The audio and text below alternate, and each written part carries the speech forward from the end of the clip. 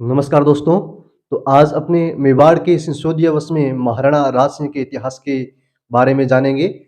इससे पहले अपने महाराणा प्रताप और महाराणा सांगा के बारे में पढ़ा। तो महाराणा राज सिंह का कार्यकाल 1652 से 1680 ईस्वी है। महाराणा राज सिंह महाराणा राज सिंह जिनका शासनकाल है 1652 से 1680 ईस्वी 1680 ईस्वी है। महाराणा राज सिंह का जन्म 1629 ईस्वी में हुआ था।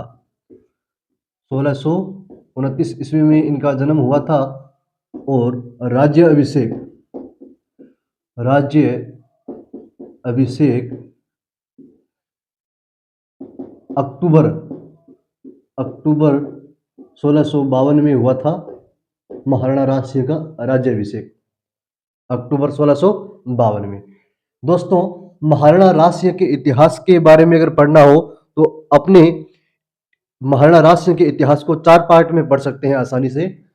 लेकिन इससे पहले एक बात आपको और बता दूं कि महाराणा राज सिंह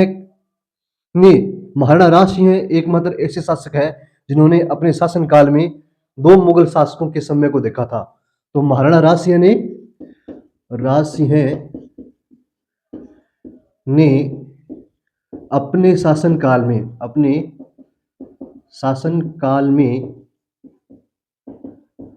2 मुगल शासकों का समय देखा। 2 मुगल शासकों का समय देखा और वो मुगल शासक कौन थे? वो थे नंबर 1 पे शाहजहां और नंबर 2 पे थे औरंगजेब। ये 2 वे मुगल शासक है जिनका समय देखा था महाराणा राज सिंह ने। तो अभी महाराणा राज सिंह के इतिहास को पढ़ना हो तो अपने 4 भागों में इसे आसानी से पढ़ सकते हैं। 4 भागों में पहले भाग में देखें तो महाराणा राज सिंह व शाहजहां के बारे में, और नंबर 2 पार्ट में देखें तो महाराणा राज सिंह व औरंगजेब, और नंबर 3 पार्ट में राजमहल झील का निर्माण हो जाएगा, और नंबर 4 में अन्य कुछ बातें हो जाएगी। तो महाराणा राज सिंह के इतिहास को पढ़ें तो राणा राज सिंह व शाहजहां के संबंध। फिर अपन देखें तो राणा राज सिंह व औरंगजेब के संबंध हो गए। के संबंध में उसके बाद अपन देखें राजसमंद झील का निर्माण। राजसमंद झील जो राजसमंद जिले में ही है, जिसका निर्माण महाराणा राज सिंह ने करवाया था। उसके बाद देखें तो कुछ अन्य बातें हो जाए। तो इस प्रकार 4 पार्ट में अपने महाराणा राज सिंह के इतिहास के बारे में पढ़ सकते हैं। तो सबसे पहले अपन देखते हैं महाराणा राज सिंह व शाहजहां के मध्य के जो संबंध में पढ़ेंगे। सबसे पहले अपने इनके शासनकाल में इनके संबंध कैसे रहे। तो दोस्तों, जैसे महाराणा राज सिंह मेवाड़ के शासक बनते हैं तो सबसे पहले वे चित्तौड़ दुर्ग की मरम्मत करवाने का निश्चय करते हैं। चित्तौड़ दुर्ग की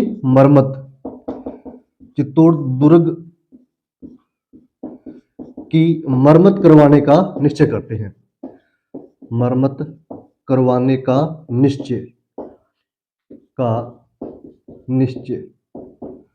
तो महाराणा राज सिंह अपने शासनकाल में आते ही चित्तौड़ दुर्ग की मरम्मत करवाने का निश्चय करते हैं और चित्तौड़ दुर्ग की मरम्मत को शुरू करवा देते हैं। लेकिन ये संदेश शाहजहां के पास पहुंचता है तो शाहजहां उत्तर में महाराणा राज सिंह के पास अपने संदेश वाहक पहुंचाते हैं और उसके जरिए अपना संदेश देते हैं कि राणा राज सिंह जो आप चित्तौड़ दुर्ग की मरम्मत करवा रहे हो, ये 1615 ईस्वी में मेवाड़ मुगल संधि की अवहेलना है। मेवाड़ मुगल संधि की अवहेलना है जो चित्तौड़ दुर्ग की आप मरम्मत करवा रहे हो।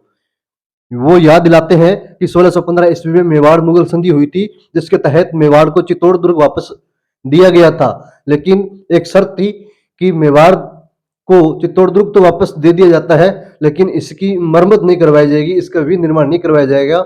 आप उस शर्त के, आप उस संधि के प्रतिकूल जा रहे हो। तो महाराणा राज सिंह उत्तर में उसको कहते हैं कि हाँ, हम उसके प्रतिकूल जा रहे हैं, उसकी अवहेलना कर रहे हैं, लेकिन चित्तौड़ दुर्ग की जो मरम्मत चल रही है, चित्तौड़ दुर्ग की मरम्मत का कार्य चल रहा है, इसका जो पुनर्निर्माण करवाया जा रहा है, इसको रोका नहीं जाएगा। तब कहते हैं शाहजहां द्वारा फिर एक सेना भेजी जाती है, जो 30,000 सैनिक होते हैं। उस सेना में कितने सैनिक होते हैं? 30,000 सैनिक। 30,000 सैनिक जो भेजे जाते हैं वो सादुल्ला खां के नेतृत्व में भेजे जाते हैं। तो शाहजहां क्या करते हैं? 30,000 सैनिक भेजते हैं। 30,000 सैनिक शाहजहां द्वारा भेजे जाते हैं। 30,000 सैनिक सादुल्ला खां के नेतृत्व में, सादुल्ला खां के नेतृत्व में शाहजहां भेजते हैं। शाहजहां भेजते हैं किसके लिए भेजते हैं? चित्तौड़ दुर्ग की मरम्मत को तुड़वाने के लिए। तो ये सेना मेवाड़ चित्तौड़ दुर्ग पहुंचती है और चित्तौड़ दुर्ग की जितनी मरम्मत की हुई होती है, जितना उसका पुनर्निर्माण किया होता है, उसको तोड़कर वापस चली जाती है। तो उसके बाद क्या होता है? जो महाराणा राज सिंह है कुछ समय के लिए ठंडे पड़ जाते हैं और अपने टाइम का इंतजार करने लगते हैं। तो यहाँ पर आपको ध्यान रखना है कि जो 30,000 सैनिक जो भेजे जाते हैं चित्तौड़ दुर्ग को तुड़वाने के लिए, सादुल्ला खां के नेतृत्व में भेजे जाते हैं।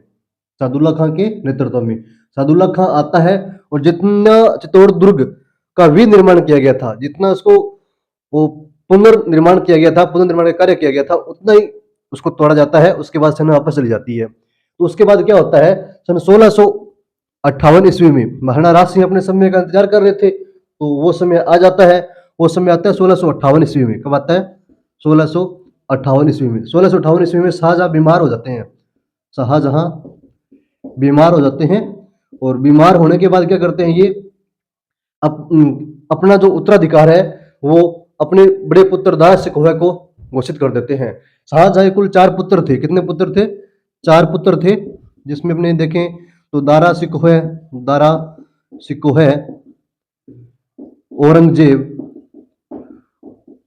औरंगजेब, शाह शुजा व मुराद, ये 4 पुत्र थे शाहजहां के। शाहजहां जब बीमार पड़ते हैं 1658 ईस्वी में, तो दिल्ली का शासक या मुगल सम्राट दारा सिकोह को घोषित कर देते हैं, जिसके कारण क्या होता है? शाहजहां के चारों पुत्रों में 1658 ईस्वी में उत्तराधिकार युद्ध छिड़ जाता है और इस युद्ध में औरंगजेब की विजय होती है। किसकी विजय होती है? औरंगजेब की। और दिल्ली के शासक बनते हैं औरंगजेब। फिर शुरू हो जाता है महाराणा राज सिंह और औरंगजेब के मध्य के जो संबंध है वो शुरू हो जाते हैं। इनके मध्य में किसी संबंध रहते हैं। तो कहते हैं कि शुरुआत में तो इनका जो सिस्टम था सही चल रहा था बिल्कुल, लेकिन उसके बाद में सिस्टम सारा गड़बड़ाने लगता है। ठीक है, तो आज की क्लास में इतना ही। अगली क्लास में नेक्स्ट जल्दी मिलेंगे। तब तक के लिए जय हिंद, जय भारत।